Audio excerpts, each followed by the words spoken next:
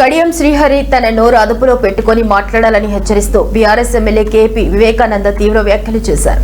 కడియం శ్రీహరి తన హోదాకు మించి మాట్లాడుతున్నాడని ఆయన మండిపడ్డారు.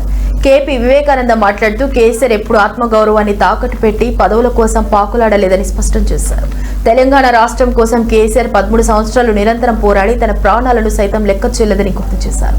ఇదే విషయాన్ని గతంలో కడియం శ్రీహరి స్వయంగా చెప్పాడని, అలాంటప్పుడు ఈ రోజు ఏ ముఖం పెట్టుకుని ఈ వ్యాఖ్యలు చేస్తున్నాడని ప్రశ్నించారు.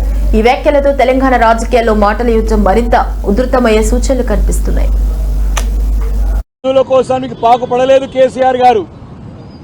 నువ్వు మాట్లాడేటప్పుడు జాగ్రత్తగా మాట్లాడాలని చెప్పేసి నేను కడియం శ్రీహరి గారిని హెచ్చరిస్తా ఉన్నాను. తెలంగాణ రాష్ట్రాన్ని 13 సంవత్సరాలు తెలంగాణ ప్రాంతంలో ఉన్నటువంటి అందరినీ కూడా జాగృతం చేసి అన్ని వర్గాల ప్రజల్ని, అందరి కూడా ఉద్యోగస్తుల్ని, అదేవిధంగా కవులని, కళాకారులని అందరూ కూడా అన్ని పార్టీల వారిని కూడా తాటిపైకి తీసుకొచ్చి 13 సంవత్సరాలు నిర్విరామంగా ఉద్యమం చేపట్టి తన ప్రాణాన్ని సైతం లెక్క చేయకుండా ప్రాణ త్యాగానికైనా సిద్ధపడి తెలంగాణ రాష్ట్రాన్ని సాధించిన నాయకుడు కేసీఆర్ గారని చెప్పి పదే పదే అన్నావు. నువ్వు కాదా కడియం శ్రీహరి గారు నేను ప్రశ్నిస్తా ఉన్నాను. ఈరోజు ఆ రోజు దేవుడుగా ఉన్నటువంటి కేసీఆర్ గారు ఈరోజు నీకు చిన్నగా కనపడుతున్నాడా?